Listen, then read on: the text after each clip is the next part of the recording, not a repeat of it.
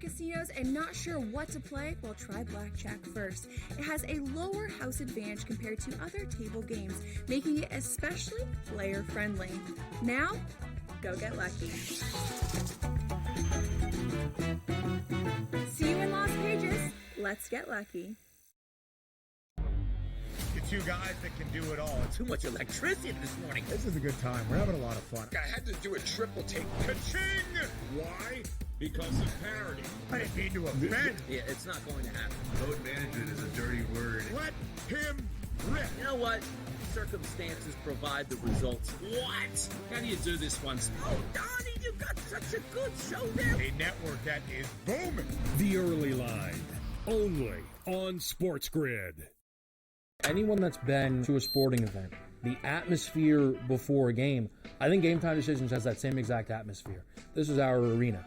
This is what we do. There is going to be an energy to Game Time Decisions that you will feel night in and night out. The excitement you get when you lock your bets in, when you're figuring out what you want to do, we can zone in on the biggest games each night. I want this to be the place that people come to before the games start so they feel as ready as possible to lock in their cards. We are going to hit every single one of those markets that you need to know about. We're going to go through every single thing, and I've got a great team behind me that's going to help me get the job done. There is not going to be a better place, I promise you, than Game Time Decisions to get that new information, react to it, and be able to then bet accordingly. We will have everything at our disposal, and we will use that to our advantage. I'm Kevin Walsh. Tune into Game Time Decisions from 6 to 8 p.m. Eastern on SportsGrid.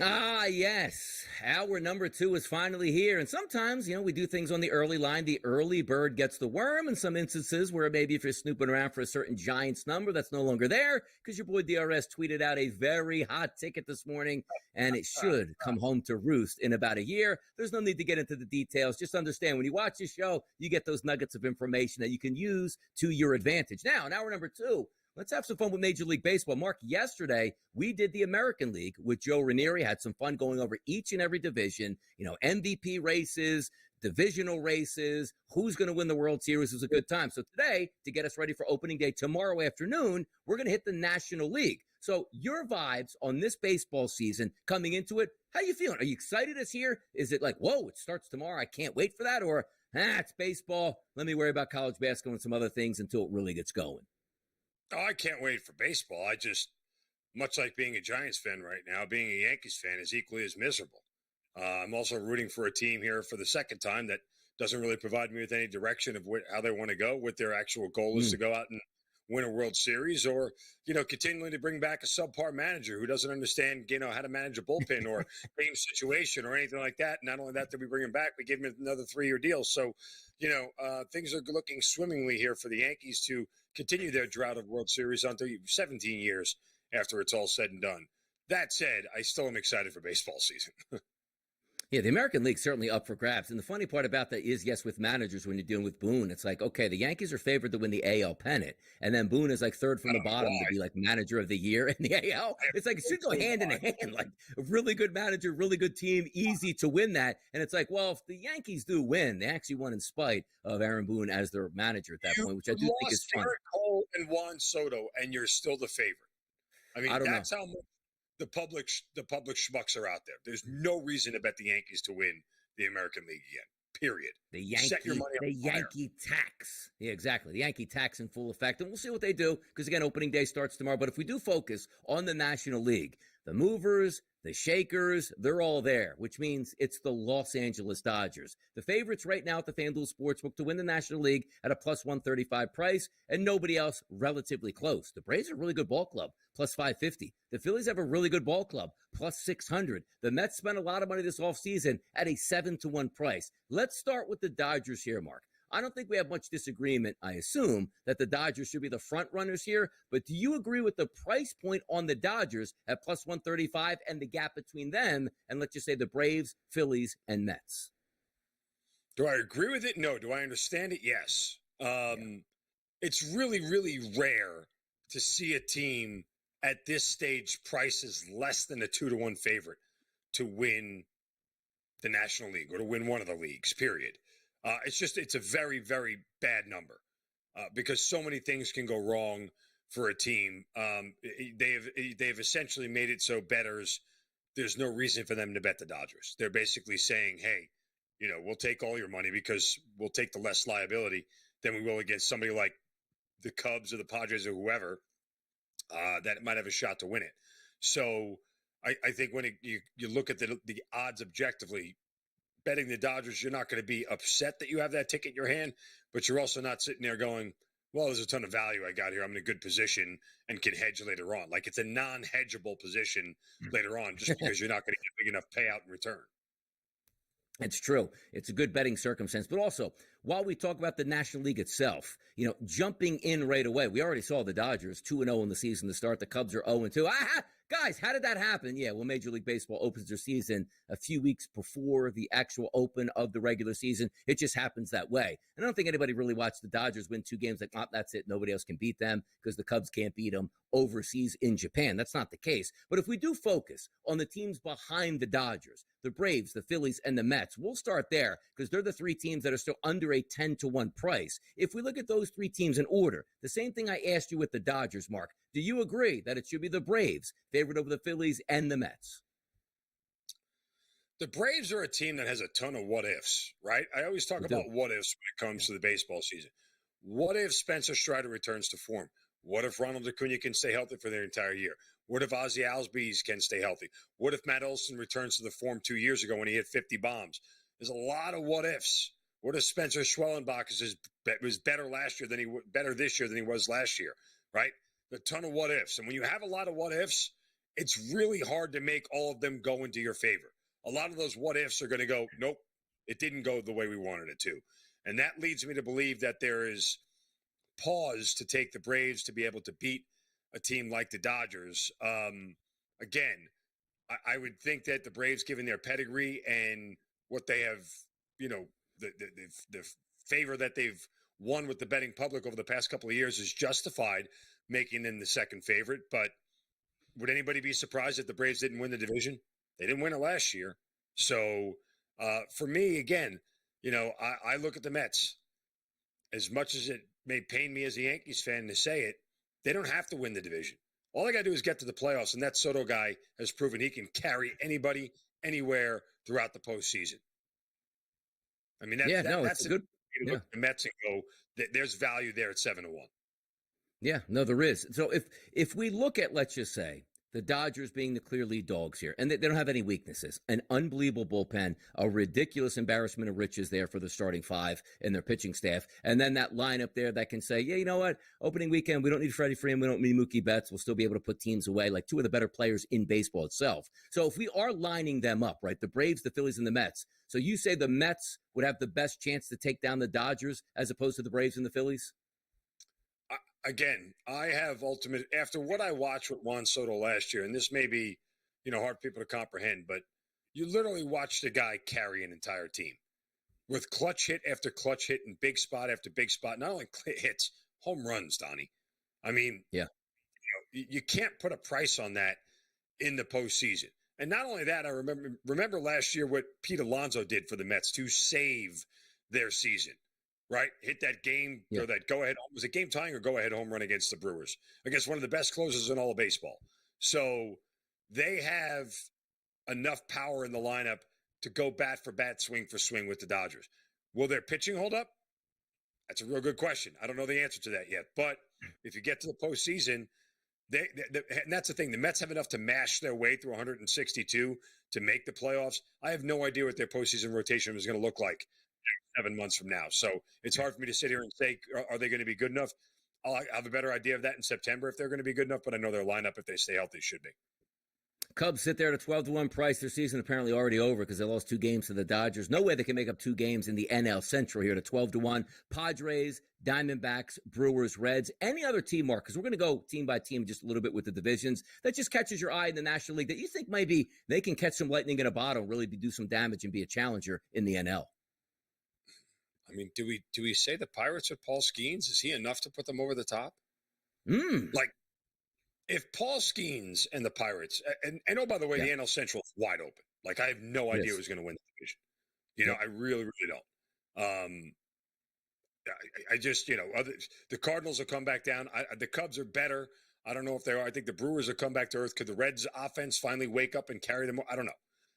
But let's just say in a world where the Pirates find enough offense and, can sneak into a wild card game, right? Or a wild card series.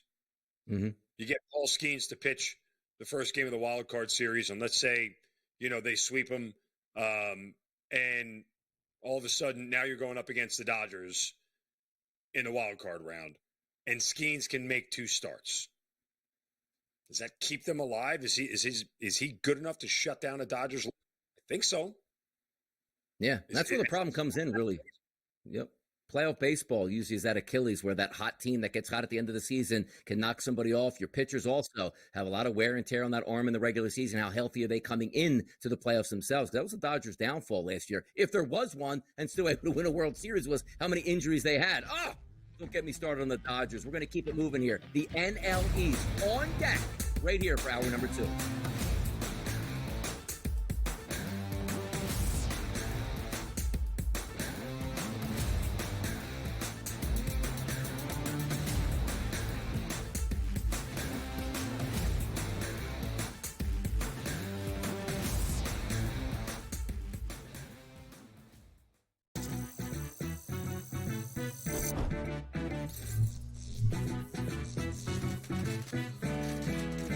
Here's a tip.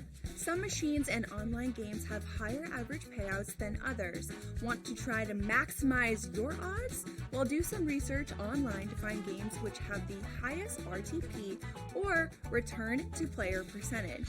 So now, go get lucky. See you in Las Vegas. Let's get lucky. The 2 guys that can do it all. Too much electricity this morning. This is a good time. We're having a lot of fun. I had to do a triple take. Ka-ching! Why? Because of parity. I didn't mean to offend. Yeah, it's not going to happen. Load management is a dirty word. Let him rip. You know what? Circumstances provide the results. What? How do you do this one? Oh, Donnie, you got such a good show there. A network that is booming. The early line, only on SportsGrid. The game is on. The stakes are high. But the action isn't just on the field. He's rearranging that room. Get it inside! SportsGrid's in-game live. Your ultimate second screen experience. 15.5 point live line. Every prop, every play, every day. Anything can happen. It's complete chaos. It's smarter to be on SportsGrid. There is going to be an energy to game time decisions that you will feel night in and night out. We're going to go through every single thing, and I've got a great team behind me that's going to help me get the job done. I want this to be the place that people come to. We are going to hit every single one of those markets that you need to know about. There is not going to be a better place, I promise you, than Game Time Decisions. We will have everything at our disposal, and we will use that to our advantage. I'm Kevin Walsh. Tune into Game Time Decisions from 6 to 8 p.m. Eastern on SportsGrid.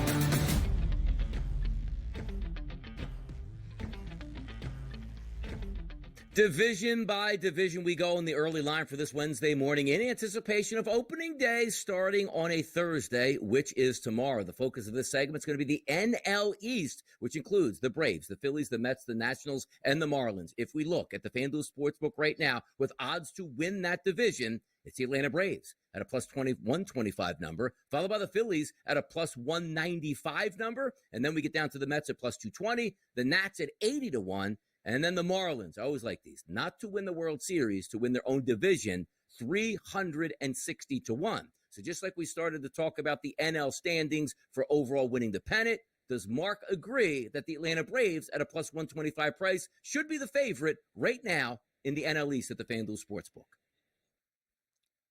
That is a price because of the pedigree. Again, what they have done in the past has curried enough favor with odds makers to turn around and go, this is the favorite to win this division. Are they the best team in the division? I don't know. I don't necessarily. I think there's a toss-up between all three of them that could tell you that they're the best team in the division. That's why the odds are all within $1 of each other, right? I mean, because it's really, really close. So this is one of those things where it's like, hey, if you're going to try and bet, one of these teams to win the division, good luck. It doesn't provide you with a lot of value or a position that's going to be favorable down the road. I would look to the win totals more than anything and say, hey, if you believe in the team, believe them to go over their win total, because guess what? You can hit that bet and they don't have to win the division. The Mets could still win 91 games and not win the division.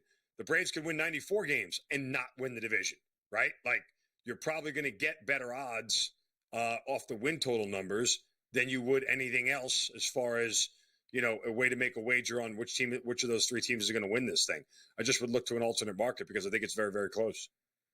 I'll tell you what the interesting part about the Braves and betting the Braves would be is they're the favorites at plus 125. But for me, I say to myself, all right, let me look at that lineup, which is a very quality lineup. But the guy that's probably, of course, not going to be there opening day due to knee injury is Ronald Acuna Jr. But the expectations will be back, let's just say, late May, early June in that aspect. And the same thing as we take a look at Spencer Strider working his way back from an elbow injury. He will be back at some time this season. Is this one of those where you say, you know what, I don't want to bet the Braves per se in April or May, where maybe they're a better baseball team, because I always say they're the best front office in baseball with the moves that they make, particularly at the trade deadline, and some of those like, ooh, that's an interesting move, like bring over Jurickson Profar to add to that lineup. I look for the Braves to be a better second half team than to do first half. So if I'm betting the Braves, I might want to sit out April and May and wait till they get that full staff there. And maybe that price at 125 is now 150 or a 2-to-1 price to get a better number. Any thoughts on the Braves from the beginning of the season to what the anticipation for you, Mark, will be at the end of the season? Love the angle. Love the thought process. Totally concur. I'll give you one old adage that people have said for years about Major League Baseball. You can't win the pennant in April and May, but you certainly can lose it. You certainly can lose it. You can dig yourself a big enough hole that you can't get out of when it comes down to it, because, playing 600 baseball for 4 months is really, really tough. If you only play 540 baseball, which is really tough and very good over the course of the last 4 months, if you dig yourself a big enough hole, it might not be enough to get out of it. So that's the real challenge here. I think your logic is spot on. I think it's a real smart move. And maybe if you find an in-season win total for the Braves where it drops low enough after the first month of baseball, if they get off to a below-average start, that you believe they can come back and do it. But, yeah, I think the logic is sound with what you're approaching it with. You just got to be very, very careful. If it gets off to a bad start, a very bad start, they might not be able to recover. Yeah, take a look at the Phillies at that plus 195 price. Superstars all up and down that lineup. Again, going to probably roll with the majority of the players they had last year. Kyle Schwarber probably still going to start in that leadoff spot. Trey Turner, Bryce Harper, Alec Boehm, Max Kepler, a new addition into the lineup there to add some pop in that small ballpark. But the Phillies pitching staff, which is really what they're built on here. Ranger Suarez, however, going to start the season on the IL. Last year, first 2 months of the season, he might have been the best pitcher in baseball. Still gives you Zach Wheeler, Jesus Luzardo, Aaron Nola, Christopher Sanchez, and then fade away Taijuan Walker, who was terrible last year. They tried to get him out of the rotation, but he makes too much money. Wasn't supposed to be in the rotation. Now steps back into the Ranger Suarez injury, and like his last two Major League Baseball starts in spring training, got lit up like a balloon there. That's a worrisome part. But for the Phillies themselves, World Series, down to NLCS, down to the divisional round, it's almost like going backwards where it's like, okay, this year they don't make the playoffs. I have good high expectations for the Phillies, but again, the Dodgers still lined up in the NL. The Braves are going to be tough, and the Mets got better. Your thoughts here on the Philadelphia Phillies entering into 2025, Mark? Yeah, I don't want to let your Philadelphia fandom get in the way here, but it does look like it's going to be tougher for them without the pitching to compete. And that's ultimately what this team really needs. And for years, their bullpen has been their Achilles heel. And I don't know that the bullpen has gotten any better. I mean, actually adding Jesus Luzardo is a big plus for the Phillies. I think that's going to be a real big part of their rotation. But in reality, too, did you really believe Ranger Suarez was going to compete this year? again after what he did last year, because last year was the outlier for him. If he does, great. But that's one of those what ifs I talked about with the Braves. Like, what if Ranger Suarez is able to do the same thing this year in 2025 as he did in 2024? I don't know if that same guy shows back up because he was never that guy before. So I think that's a big part of it. But their bullpen and their bats really, have to be above average for them to make a deep run into the postseason. Yeah, it's going to be interesting to watch it play out because, again, a high-priced veteran lineup where the organization is telling, like, we paid you a lot of money. Now it's time for you to perform. And last year, you're getting a lot of breaks with the Atlanta Braves and also the New York Mets, who actually beat them in the playoffs. But during the regular season, the Phillies were far and away the best team in the division and ended up winning that. I don't know if that's going to be the case because why? Teams like the New York Mets certainly improved with Juan Soto, Lindor, Soto, Alonso, Nimmo, Vientos, Winker, Siri, Beatty, and Torrens expected to be in that starting lineup and a decent pitching staff. The Mets' outcome, is it too much too soon with Juan Soto, or should the expectations be, we better win this division? As an owner, I paid a lot of money for this team. Yeah, I think that's a big part of it. Like, when you put that kind of money out there, you need the investment to be returned. But, I mean, is there really any concern that they're not going to win the division? I mean, come on. It's a fait accompli at this point. The New York Metropolitans out here. Let's see what happens in the NL because it's going to be a fun division all the way through. A lot of competitive teams. Two teams that won't compete, probably the Nationals looking towards the future, and then, of course, the Miami Marlins at this point. But the next division we're going to bring up, is it already over by opening day? Because one team is 2-0 and nobody's going to be able to chase them down. That's the NL West. That's the Dodgers we're talking about. There are some talented teams in the division. Can they compete? We'll find out.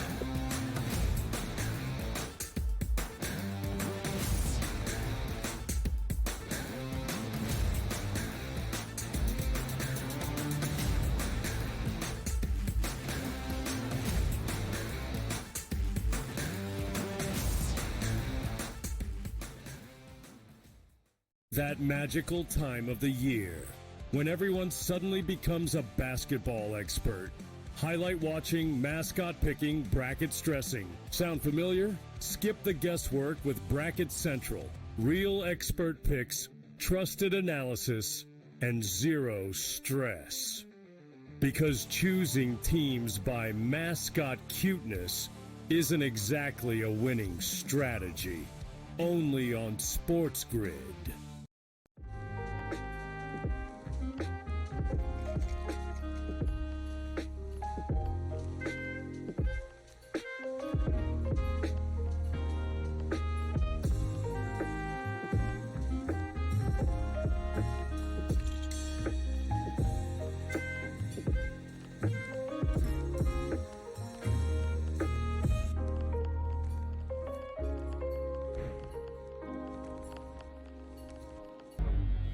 Two guys that can do it all. Too much electricity this morning. This is a good time. We're having a lot of fun. I had to do a triple take. Ka-ching! Why? Because of parity. I didn't mean to offend. Yeah, it's not going to happen. Load management is a dirty word. Let him rip. You know what? Circumstances provide the results. What? How do you do this one? Oh, Donnie, you got such a good show there. A network that is booming. The Early Line, only on SportsGrid.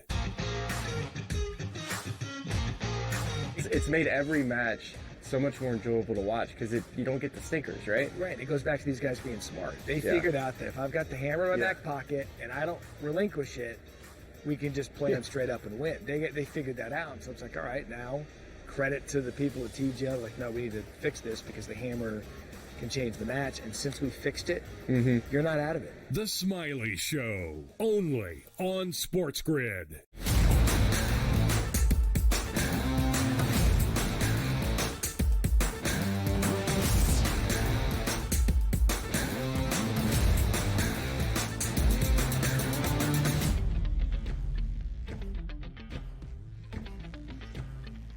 Ah, yes, the best team that money can buy. It's your Los Angeles Dodgers. It's time to talk a little baseball about the NL West, which includes the Dodgers, the Padres, the Diamondbacks, the Giants, and the Rockies. If we look at the price points here to win this division, the updated numbers The Dodgers actually had a minus 750 price. So a buyback on another team in that division where they were sitting at minus 800. Unbelievable. The Padres at an 11-1 price. The Diamondbacks at a 12-1 price updated. And the Giants at 38-1. And the Rockies at 500-1 to win that division. So once again, we'll start with the Los Angeles Dodgers. A minus 750 price currently at the FanDuel Sportsbook. An outrageous price, but sometimes value is in the eye of the beholder. Is anybody picking anybody outside the Dodgers to win the NL West, Mark? Could that be the case? I mean, again, I still think the Padres are very good. Obviously Joe Musgrove won't be back until later on in the year. But when you talk about a starting staff of Dylan Cease, Michael King, Yu Darvish, who is injured, you still have Michael Waldron, knuckleballer. They have as good as any of a starting staff as anybody in baseball. It's a pretty good big four that they have going out there. They have a lineup that can still hit the baseball. They were really good last year, even without a year after losing Juan Soto. It's the only team I'd really give a shot to. I know the D-backs certainly have the World Series pedigree from a couple of years ago, but I don't know. I looked at the Padres and I look at their win total and I go, that feels really low for a team that won 93, 94 games last year. Like the idea that they're going to dip that far back to me, the Dodgers winning 100 games doesn't preclude the Padres from winning 90. They still get to play the Rockies 13 times. They still get to play the Giants 13 times. There's a whole bunch of below average NL Central teams running around, and they still have the Nats and the Marlins. There's still a chance that they could win a lot of games and make the postseason and possibly try to pull off an upset. They got a lot of bounce to that lineup, too. It was always a great move to get Louis Arise in that leadoff hole, constantly hitting over 300, a hit machine, setting the table for Tatis Jr., Jackson Merrill, Manny Machado, Jake Cronenworth, and Xander Bogaerts. It's a fun team at this point, but it's almost like a couple years ago where the Padres never were that team that spent all that much money. Their late owners like, you know what, let's make a playoff push. Let's spend some money and put it out there. And it was a great move, and it brought baseball back to San Diego and superstars in the town on a beautiful ballpark with great weather. And then the Dodgers just go, we'll just up the ante and buy everybody. It doesn't matter who you pay. It doesn't matter because we'll pay more for better players at this point. But I do like what you see, like Michael King and Dylan Cease in that starting lineup there for the pitching staff. And you're right about it. Just because the good part about it is like old school baseball. You have to win your division. Otherwise, you don't make the playoffs. That's why the wild card was added. Otherwise, like Major League Baseball have a real petition with the NOS going like, why are we playing this season if there's no chance for any of us to make the playoffs and spending a couple $100 million on our payroll? So at least credit that with baseball. Got it right where anything can happen in the playoffs. And typically that has happened over the past couple years. But the Padres at 11-1, the Diamondbacks at 12-1. I do think the Padres are the best team to challenge the Los Angeles Dodgers if anybody can actually do that. The Arizona Diamondbacks, you take a look at their roster, Carroll, Marte, Gurriel Jr., Naylor, Suarez. I like the way this lineup sets up. Maybe a little bit underwhelming with the pitching staff, but Zach Gallen, one of the better young pitchers in Major League Baseball, if we could still call him young at this point. I do like that team, but I do give the Padres the nod over the Diamondbacks in this division, the way they'll place here. Yeah, again, the D-backs, I think that's a lineup that you should be scared of. Right, from top to bottom, there's a lot of reasons to believe that Arizona's still going to be able to hit the ball, especially at home where they've done pretty well the last couple of years. What do you get after Zach Gallen, right? How much do you get after him in the rotation that you truly believe is something that is credible, that's going to be able to carry you? I don't know the answer to that question. They seem to be competitive and have the last 2 years. Is it enough this year? Look, I think a lot of these numbers, especially in the NL West, have changed because of the perception of the Dodgers. But again, the Dodgers winning 105, 106 games does not change the projections for anybody else. I mean, in reality, 4 or 5 more wins for the Dodgers, does it mean 4 or 5 more wins for one team directly, 4 or 5 more losses rather for one team directly? No, it could be spread out across 3 or 4 teams. So I think we've moved some of these numbers in a direction. Again, you're sitting there looking at almost a 20-win gap between first and second place in that division. That's really odd, Donnie. Like that's a very much an outlier set of comparison.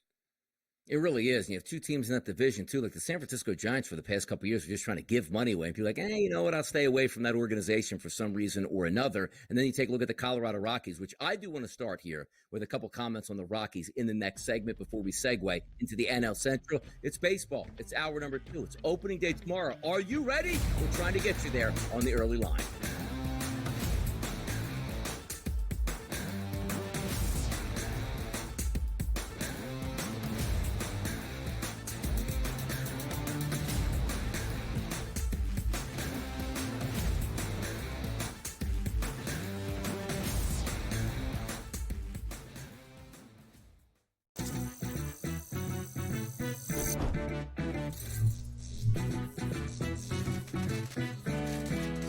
New to social casinos? You're in for a treat. Most online casinos offer bonus cash or coins just for signing up. That's your own little participation trophy. Now, go get lucky. See you in Las Vegas. Let's get lucky. The two guys that can do it all. Too much electricity this morning. This is a good time. We're having a lot of fun. I had to do a triple take. Ka-ching! Why? Because of parity. I didn't mean to offend. Yeah, it's not going to happen. Load management is a dirty word. Let him rip. You know what? Circumstances provide the results. What? How do you do this one? Oh, Donnie, you got such a good show there. A network that is booming. The early line, only on SportsGrid. The game is on. The stakes are high. But the action isn't just on the field. He's rearranging that ring. Get it inside! SportsGrid's in-game live. Your ultimate second screen experience. 15.5 point live line. Every prop, every play, every day. Anything can happen. It's complete chaos. It's smarter to be on SportsGrid. There is going to be an energy to game time decisions that you will feel night in and night out. We're going to go through every single thing, and I've got a great team behind me that's going to help me get the job done. I want this to be the place that people come to. We are going to hit every single one of those markets that you need to know about. There is not going to be a better place, I promise you, than Game Time Decisions. We will have everything at our disposal, and we will use that to our advantage. I'm Kevin Walsh. Tune into Game Time Decisions from 6 to 8 p.m. Eastern on SportsGrid.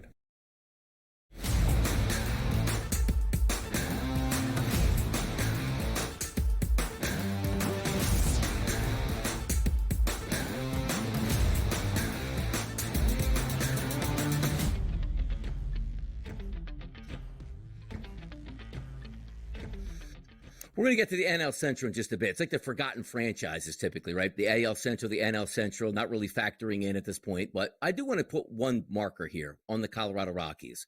It's a large city. They do support their team. They come to the ballpark here. You know, hey, it's a nice day in Denver. The ball's going to travel. Enjoy yourself. But the players apparently don't enjoy going there or even want to play there. They're a 500-to-1 price to take out the Los Angeles Dodgers as the division favorite and the champion. We know that's not going to happen. But did baseball make a mistake, Mark, by putting a team in Denver, Colorado at that elevation to really change the game where I see it around the humidors come in there. It really doesn't help all that much. Now other teams are having the humidor in. Is it just a fail for baseball to say it just doesn't work here? It's carnival baseball, and it's now apparent where the organization is like, well, we're just going to make some money and never be competitive again. It's just the way it is. Well, look, this is a team that made it to a World Series, right? I mean, which is more than you could say for a lot of teams as of late. Hell, I think the Rockies had made a World Series more recently than the Yankees did prior to last year. 07? Good. Yeah, if I recall correctly. So anyway, my point is that like it can have success. You just have to have the right ownership group and the right, baseball people to be able to do it. You need a bunch of sink ball pitchers. You need a bunch of guys who keep the ball in the ballpark. You need a bunch of guys who are high strikeout rate guys and low or high whiff rate guys that don't allow other guys to put the bat on the baseball. That's the way you have to construct your team. You have to make Coors Field an advantage for you and not for them. And that's, it's difficult to do. It's not impossible. I don't think baseball in Denver is a bad thing. I don't think it's a fail for the sport. I think when you have failing ownership groups and ownership that does not prioritize winning more than anything else, then guess what? And You're seeing a paradigm shift of what we've seen, and you and I are about the same age, what we've seen 20 to 25 years ago. Owners 20 to 25 years ago were singular individuals who would have slit their own wrists in the middle of traffic to win baseball games and win a World Series. You don't see that level of commitment anymore. You don't see that level of want to. It is out there publicly. It's what they say. But at the end of the sheet, there's a bunch of at the end of the day, there's a bunch of bean counters looking at a balance sheet, trying to figure out what's the way we can turn this business into something that's profitable. I've said it repeatedly about the Yankees over the last 5 to 7 years. They are a great business. They are great at the business of baseball. They're not good at baseball because they don't they don't construct their team like they want to win baseball games and win a championship. They like to print money. They like to churn out profit. They're really good at that. But winning is secondary to the balance sheet and the income statement. And that's sadly where we are with a lot of owners in sports nowadays. You're right. And it's the perfect time to talk about the NL Central, because if you look at this division from top to bottom, it's a lot different than many other divisions because you have a major city included in the Central, which is Chicago, which means they have Wrigley Field. They're sold out every single night. Huge television market deal in a big city. But they operate like, you know what? If we could just stay ahead of the Brewers, Reds, Pirates, and Cardinals, who aren't going to spend as much as us, we will be so profitable, which is not the way you're supposed to operate. Like if the Dodgers said, hey, we play in a division with San Francisco. It's a big market, and Phoenix is a big market here. Let's just say slightly ahead of it will be really profitable. The Dodgers go, our goal is to win championships, and the money doesn't matter because our ownership group has so much money. We're in this just to win, and that's the way it's supposed to be. Is it a business? Absolutely. Do you want to lose money? Absolutely not. By the way, it's almost impossible to lose money with a Major League Baseball team or an NFL team or an NBA team. But the Cubs come in as a plus 115 price, but I look at their roster and say, they should be superstars at every single position, and you don't get that. Happ, Suzuki, Tucker, Bush, Swanson, Horner, decent starting lineup here. I think they're the best team in the division, but again, as you said, if they really wanted to lay the hammer down, they could roll over everybody with their payroll in this division, and they don't do it, but they're still the favorites. Do you agree that the Cubs should be the favorite here at the FanDuel Sportsbook at a plus 115 price in the NL Central? Sure. But to your point, again, the Cubs are the one team in Major League Baseball in the one division, as you said, is the only major market out there that has the fortunate luxury of spending down to their competition, whereas everybody else has to spend up to their competition. They go, all we got to do is clear a very low bar, right? They are looking for a 6 when the lights go up at the club.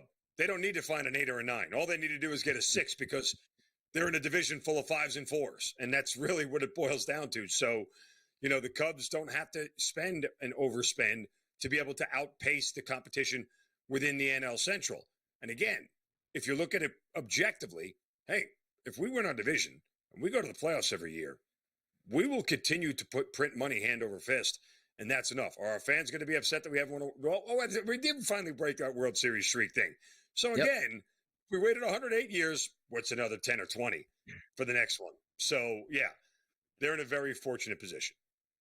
Yes, they certainly are at this point. And one of those teams that has been frugal, but has been a very good baseball team over the past couple of years, has been the Milwaukee Brewers. They're at a plus 260 price to win this division. But as we said, operating as a large market, they don't do that. They had one of the best bullpens in baseball. When you take a look at Josh Hader, he's no longer there because they didn't want to pay him. Devin Williams, he winds up in the Big Apple. Why? Because they couldn't pay him either. So now you're saying, all right, let's sort of rebuild that bullpen. It's a nice lineup. And last year, Christian Yelich only had 315 at bats when most Major League Baseball players getting 600 to 700 bats due to injury. He wasn't there. I like that lineup, but a lot of question marks around the pitchers and also the bullpens. Any thoughts here for the second place team, at least in the odds market, at a plus 260 price with the Brewers?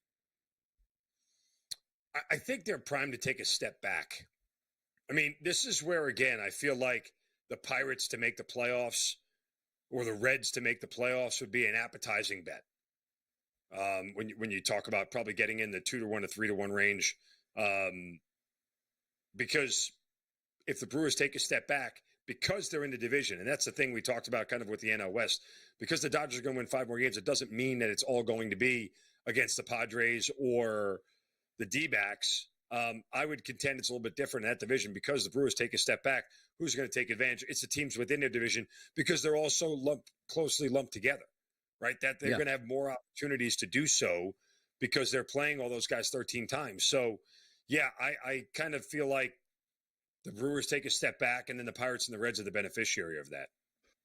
Yeah, it should be. It's a fun division overall because there's a lot of teams like up in the air. And the same thing we talked about yesterday in the AL Central. A lot of teams lumped up together with price points because the Cubs are plus 115 price, plus 260 on the Brewers, plus 460 on the Reds, 850 on the Pirates, and then a 9-1 price on the Cardinals. Used to really rule that division. Who knows where they're getting out of their own way at this point. But if we do focus on teams like the Reds and the Pirates, they are fun teams to watch. I know you brought up, like with Paul Skeens, if there's any chance that this team can make a run and get into the playoffs and Skeens is healthy, you can almost bookmark like game number 1 of that series he pitches.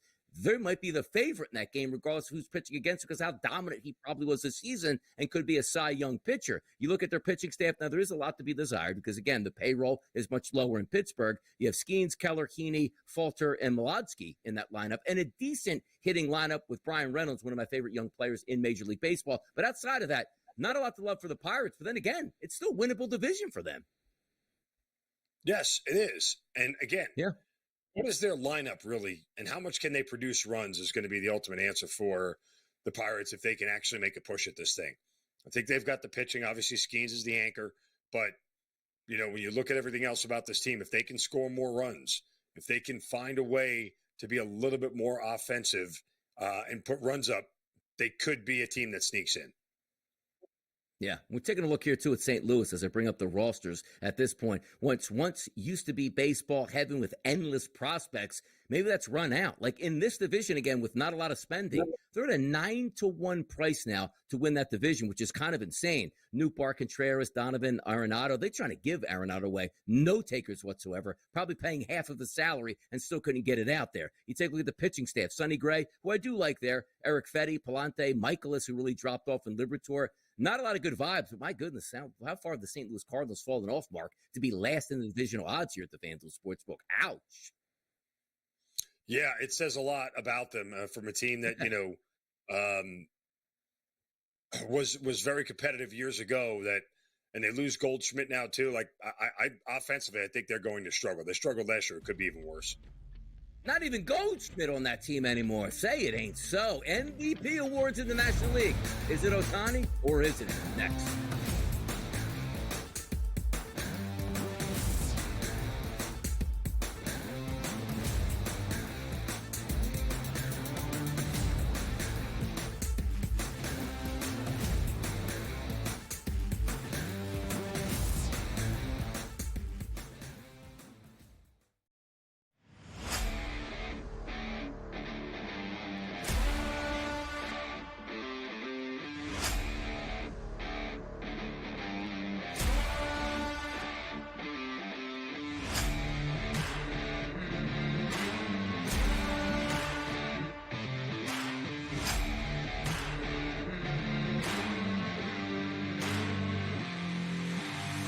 It's smarter to be on SportsGrid. Anyone that's been to a sporting event, the atmosphere before a game, I think Game Time Decisions has that same exact atmosphere. This is our arena. This is what we do. There is going to be an energy to Game Time Decisions that you will feel night in and night out. The excitement you get when you lock your bets in, when you're figuring out what you want to do, we can zone in on the biggest games each night. I want this to be the place that people come to before the games start so they feel as ready as possible to lock in their cards. We are going to hit every single one of those markets that you need to know about. We're going to go through every single thing, and I've got a great team behind me that's going to help me get the job done. There is not going to be a better place, I promise you, than Game Time Decisions to get that new information, react to it, and be able to then bet accordingly. We will have everything at our disposal, and we will use that to our advantage. I'm Kevin Walsh. Tune into Game Time Decisions from 6 to 8 p.m. Eastern on SportsGrid. Derek Queen said, as Willard quoted, "Give me the M-effing ball." And deliver, Derek Queen did. The king of College Park. Derek Queen, our first true buzzer beater. I think that Maryland's going to win this game. I just think they're going to find a way to get the ball inside. They're going to cut down Clifford. They're going to contest the three-point line a little bit better. They're going to funnel the ball in. Only on SportsGrid.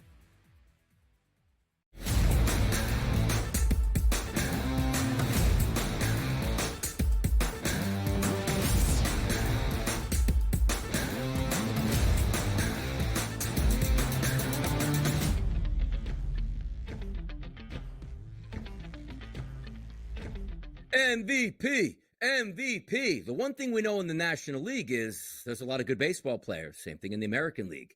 But the one thing we do know is the Dodgers are the prohibitive favorite to win the National League and the World Series. So it'd be no surprise that the best player from the best team would again be in that MVP race. We take a look at the FanDuel Sportsbook as it sits right now. The odds, Shohei Ohtani, plus 145 to win the MVP, followed by Juan Soto at a plus 550 price. Tatis, Betts, Harper, Tucker, Ellie De La Cruz after that. So let's start once again at the top of the heap. The MVP. Does it start and end for you, Mark, with Shohei Ohtani?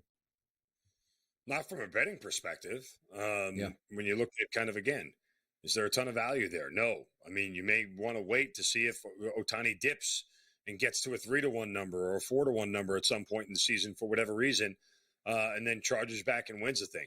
I already placed a future on Juan Soto to win the NL MVP. Mm-hmm. I mean, he'd have won the AL MVP last year if the guy Judge wasn't batting in front of him. So, he's only got to compete with really Ohtani. And, the other thing I would look at, and I don't want to get to it, but Pete Alonso to get back on track with the protection from Juan Soto in the lineup. You saw what it did for Judge last year. It may do the same thing for Pete Alonso this year if you want to look at his home run prop or anything else. I don't know if he'll have an MVP caliber year, but nonetheless, I have enough faith in Juan Soto to be able to change this market pretty quickly. And over the course of the season, I think you'll see those two. It should be a 2-horse race between those two. Yeah, it's going to be interesting to see because Ohtani is so darn good. He's on a baseball team. He's going to get a lot of at-bats and lead him up the top of that lineup. But as we focus on some other players there, because Juan Soto does have a high impact, but he's also going to set the table a lot for the guys behind him. As you pointed out, he's going to take walks. He's going to force you to pitch to him. You're going to get a better look at strikes here, whether batting in front or behind Juan Soto. Fernando Tatis at a plus 850 price for the San Diego Padres. Mookie Betts also. I don't know if he's going to start the season on the IL, having a problem with a little bit of stomach bug, lost about 15 pounds, missed that series with Japan. We'll see how that plays out. Bryce Harper always in that connection here at a 14-1 price, playing in that smaller ballpark, being the best player in that lineup. Does anybody stick out? Like, of course, there's the Otanis and the Bryce Harpers, but around the 20-1 or higher that you might think catches lightning in a bottle this year and can have an MVP season. I mean, if Ronald Acuna puts together another 40-40 campaign, he's going to be in the conversation, right? Like, that's what it boils down to. How quick does he get back? What sort of numbers does he have? How much can he produce an impact? Again, a 40-70 campaign wasn't enough for him to win an MVP, but I don't know if you could slide that past people twice to be the only guy to have two 40-40 seasons. If he does that, he's going to be in the conversation. I think it's worth, a pizza bet on Ronald Acuna Jr. to win the MVP.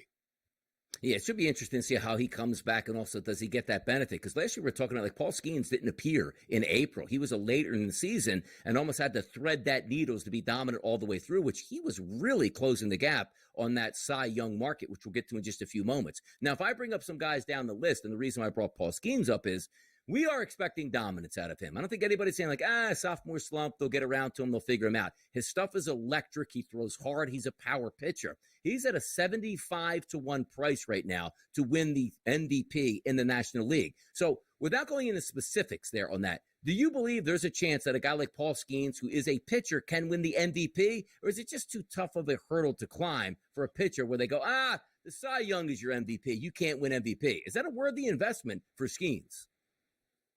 No, because MVP voters have become idiots over the course of the last 10, 15 years. They really have, across all sports. And it started really with the NBA more than anything when we got to this whole, well, he already won one, so I can't give him another one. Kind of mentality, which is stupid. And then the same thing happened in the NFL. Well, he can't be the MVP because he's not a quarterback. We'll just give him Offensive Player of the Year. Like, it's just flawed, awful logic. Hi, how about he can win a 4 straight MVP? Hi, how about he can be the Offensive Player of the Year and the MVP? Like, those things are totally okay. If the numbers warrant it and the guy deserves it, do it. But again, that's how voters have turned. Well, I don't want to vote him for the Cy Young. I don't need to vote him for MVP. Well, that's the stupidest thing I've ever heard of. If his numbers warrant it, then vote for both. It's okay. But that's not the way voters do things anymore. So, yeah, I think it'd be wasted money. You take a look there, yes, and sometimes you have to deal with that human element of things, the way they, take a look at it. Same thing with the MOP we'll talk about in the NCAA tournament. Like, oh, he was the best player. Wait a second. Did you have that just on the final 2 games in the Final Four? Or did you take that into account his entire season? Oh, well, it's just a culmination. You're not supposed to do that, but we as humans do that sometimes. 2 players I want to take a look at because the MVP markets are interesting to me. You have to do something special, which is usually the home run market. You have to do something crazy like try to hit 350 plus in a regular season, or let's just say an exorbitant amount of hits that can sort of factor it in. So you look at Shohei Ohtani, he can do all that stuff. Hit for average, hit for power, RBI, you get it. Pete Alonso, listed at a 55-1 price, I think is interesting because some of the elements that we talk about, Mark, where Soto's going to protect you, men on base, they can't pitch around you, and the ability to connect, let's just say 50 home runs. A little bit tougher to do that in Citi Field. So I even go a couple steps lower. Kyle Schwarber is 150-1 to win the MVP. The one thing that guy has is a bat. And if he's the leadoff hitter in that small park in Philadelphia, if he has a chance, which he does, to hit 45-plus home runs, a plus 150 price is interesting to me. Guys that can hit the home run always get extra weight here. And Schwarber at 150-1 is an interesting number there for me, Mark. Yeah, I get it. And I understand your hesitation about anything related to the Mets with Citi Field because it's just a cavernous canyon where not a lot of guys ball out of the ballpark. The Mets wanted it that way because they were typically built on pitching, and now they have a lineup that's supposed to mash the baseball from top to bottom. So I certainly understand your hesitation there. But, again, Schwarber, here's the problem again. The analytics nerds. Oh, he strikes out way too much. I mean, we can't give him the MVP. We can't give him it because analytics tell us guys who strike out are bad. Hit 55 home runs, but let's focus on your 200 strikeouts. I don't know what matters anymore to people, but I would tell you that again, the cards are stacked against a guy like Schwarber. Yeah, I'm interested to see, if we can get a surprise this year. The expectations are the guys at the top of the heap, the Harpers, the Otanis, the Sotos, the Teese. I wonder if somebody can really get out in that first quarter poll, right? Have an unbelievable April and say, this, because we always see those high flyers there early in the season, and I know we're going to see that again. I just wonder who that guy is actually going to be. More with the awards market coming up next. We'll take a look at some Cy Young action, Rookie of the Year, Manager, Reliever, Comeback Player of the Year. Is that number already wrapped up with that player? Find out who that player is next in the early line.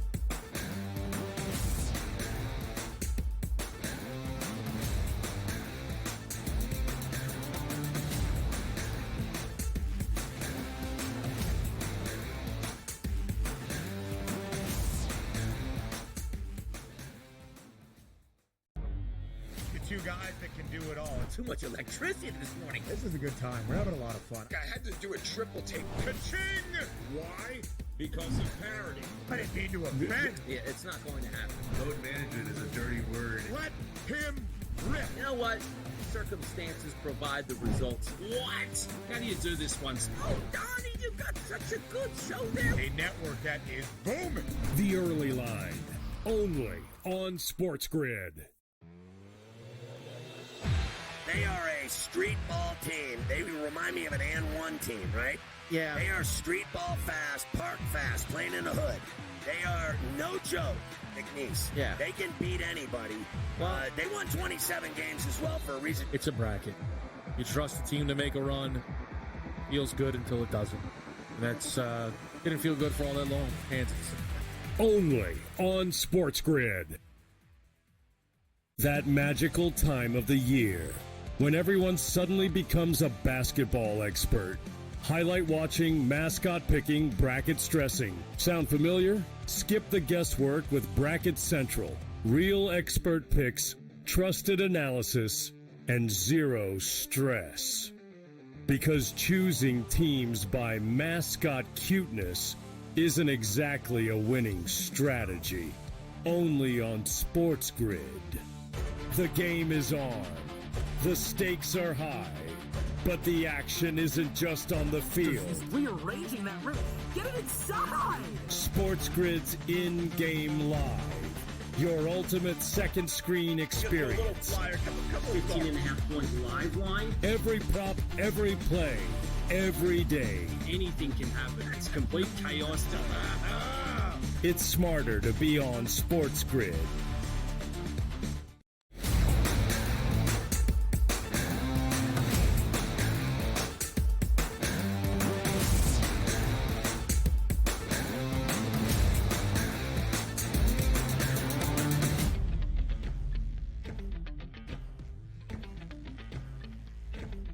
The awards market in the National League. Ohtani, did he already wrap up the MVP after hitting one home run in the first 2 games of the year? Oh, it's a runaway victory. Nobody's going to catch the Dodgers as they already have 2 victories. We take a look at the NL Cy Young market, and it is a fascinating one because people were buying in Skeens early last year when he debuted, and that number got all the way down to, plus 250 at that point at the end of the season before eventually giving way to Chris Sale. You take a look at this year, Zach Wheeler at a 6-1 price. Skeens, the favorite, at a 2-1 price. Snell 10-1, Burns 15-1, Sale 18-1 at this point. Is it Skeens to lose, Mark, in this marketplace?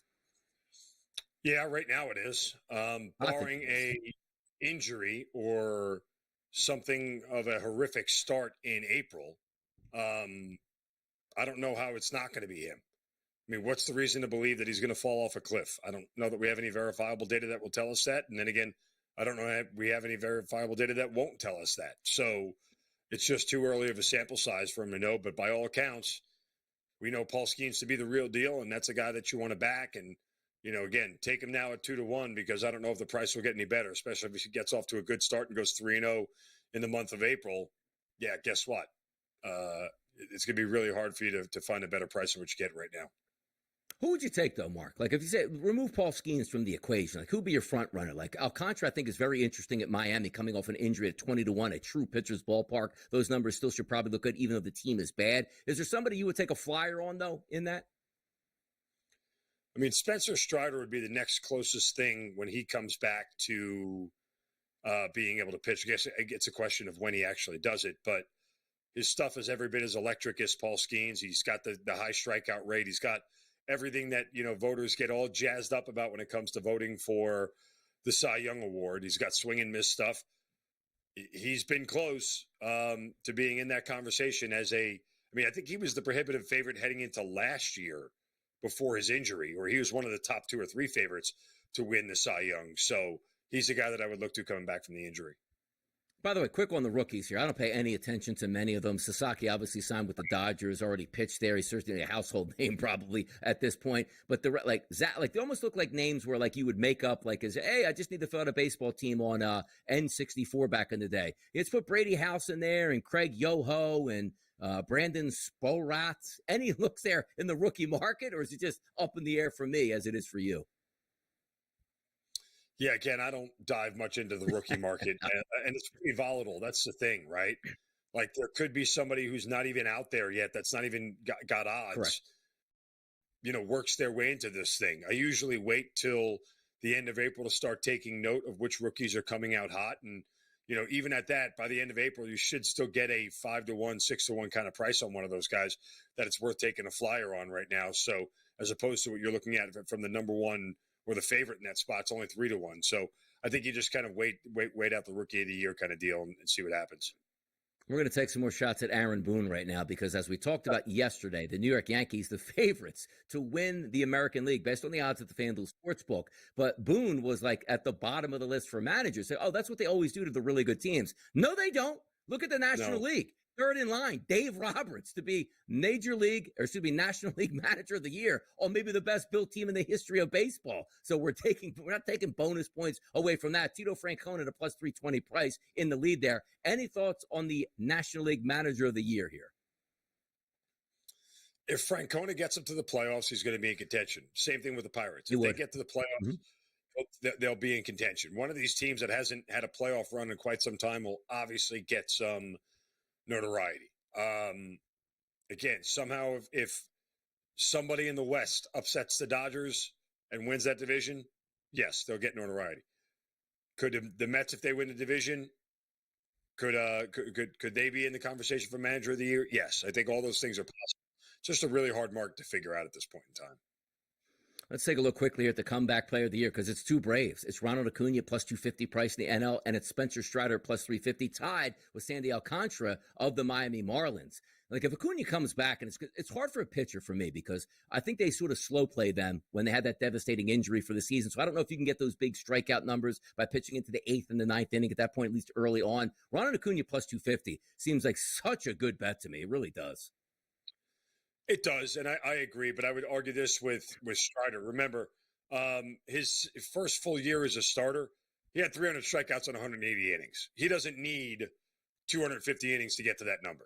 So his swing and miss stuff is still legit enough for him to garner attention. Let's go down here this list. Little Dustin May, Chris Bryant, Christian wow, Yelich at 22-1. Whoa, we got numbers, people. And you know what else we got? Hour number 3 up next.